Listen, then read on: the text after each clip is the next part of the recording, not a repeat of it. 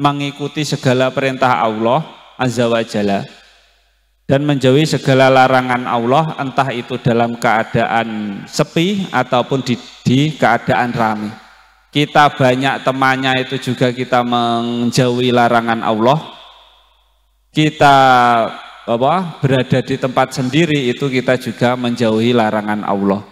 Semisal kita punya kesempatan mencuri di ruangan yang tidak ada orangnya. Nah, itu kita harus memiliki sikap takwa, takut pada Allah bahwa nanti apa-apa yang kita lakukan itu nanti akan ada akibatnya. Meskipun kita tidak ketahuan di dunia, suatu saat itu nanti pasti akan ada balasannya. Itu takwa. Karena mencuri kan biasanya tidak ada orang. Lah itu berarti ketika kita masih mau mencuri di suatu tempat itu berarti ketakwaan kita itu hilang karena takut kita tidak bisa menjauhi larangan Allah dalam keadaan sepi. Yang dinamakan takwa ketika kita ingin disebut orang yang bertakwa, kalau di firman Allah Subhanahu wa taala itu innallaha ma'alladzina taqwa walladzina hum muhsinun. Sesungguhnya Allah bersama orang yang bertakwa dan orang-orang yang berbuat baik. Jadi ketika kita ingin masuk dalam sebutan orang yang bertakwa, entah itu apapun kondisi kita dalam keadaan sendiri, entah itu dalam keadaan banyak orang, itu kita tetap jauhi segala larangan Allah, dan juga kita tetap menjalankan perintah-perintah Allah. Seperti halnya sholat, kita itu sholat nggak cuma hanya berada di depan banyak orang saja. Ketika kita berada sendiri pun, ketika sudah waktunya sholat ya tetap harus sholat. Orang enak wong ngerasa sholat, nah nggak seperti itu.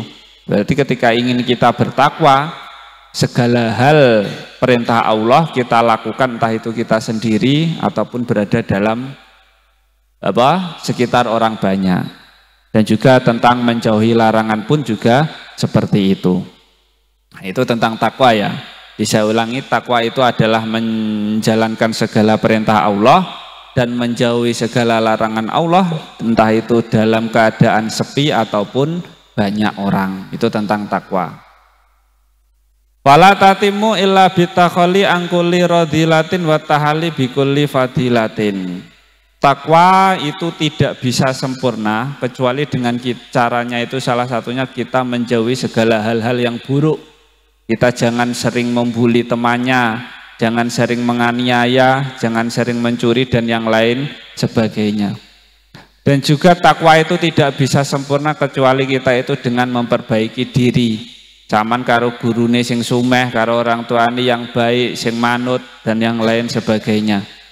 Jadi seseorang yang bertakwa nanti itu bisa terlihat dari pribadinya sendiri. Ketika kita sudah bisa menjauhi hal-hal yang buruk, nggak sering nganoni, nggak sering membuli dan yang lain sebagainya, dan juga kita itu selalu berbuat baik, salah satunya suka menolong, saling memberi dan yang lain sebagainya, itu adalah salah satu tanda orang yang bertakwa.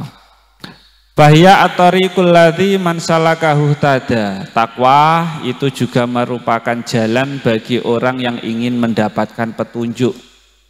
Kadang kita itu kehilangan tujuan hidup. Saya itu siapa? Hidup saya itu untuk apa?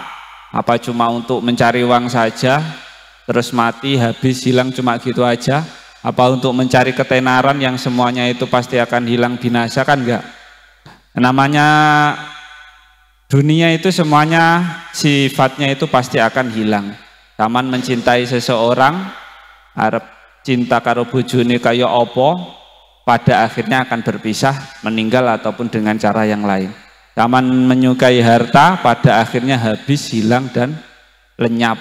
Apapun itu dunia itu maksudnya itu kan akan hilang. Terus nanti ketika kita sudah dewasa, sudah mencapai pada fase di mana saya itu siapa, saya itu diciptakan oleh siapa, tujuan saya itu apa. Padahal semua jawaban itu di Al-Quran sudah jelas.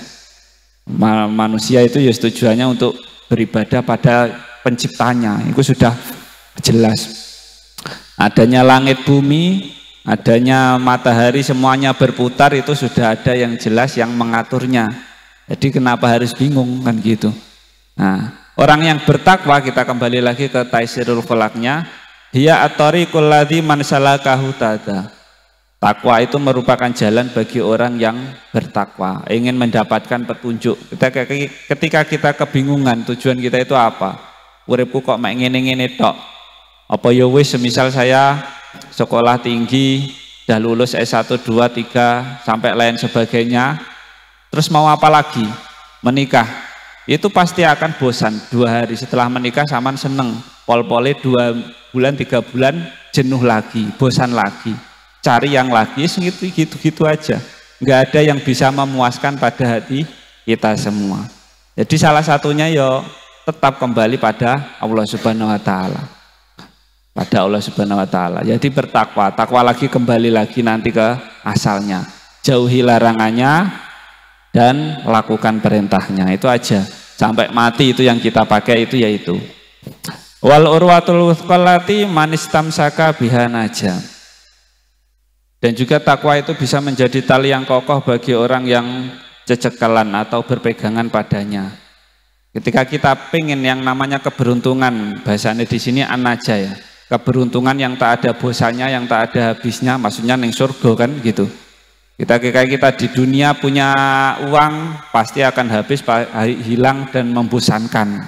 Itu sifatnya dunia gitu, enggak.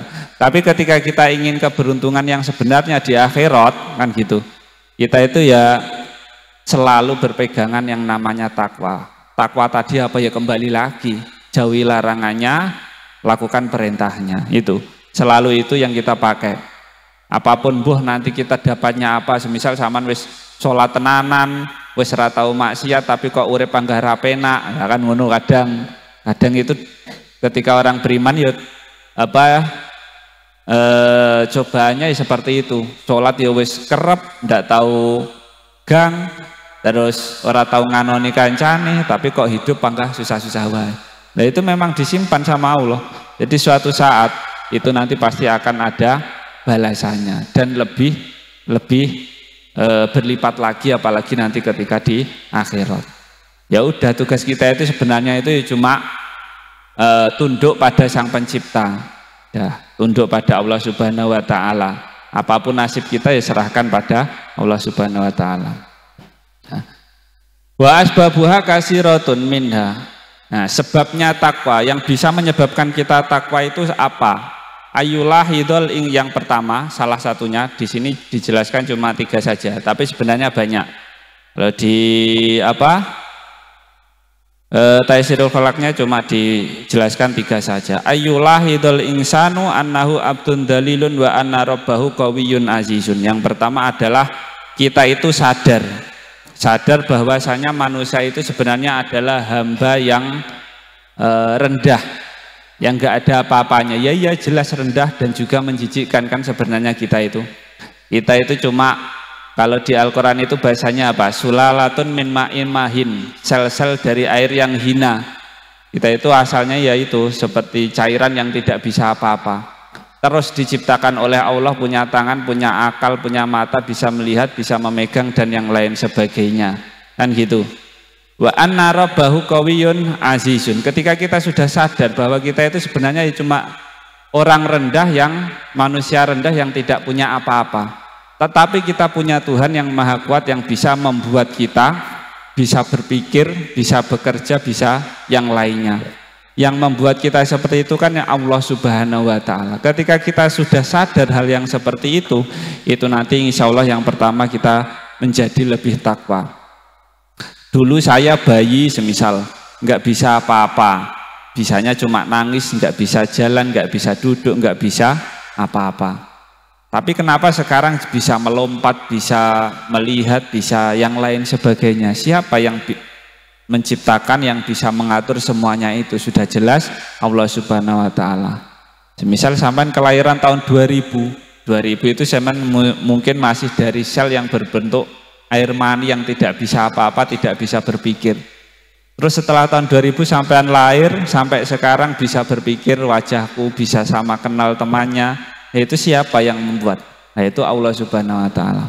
Nah, ketika kita sudah tahu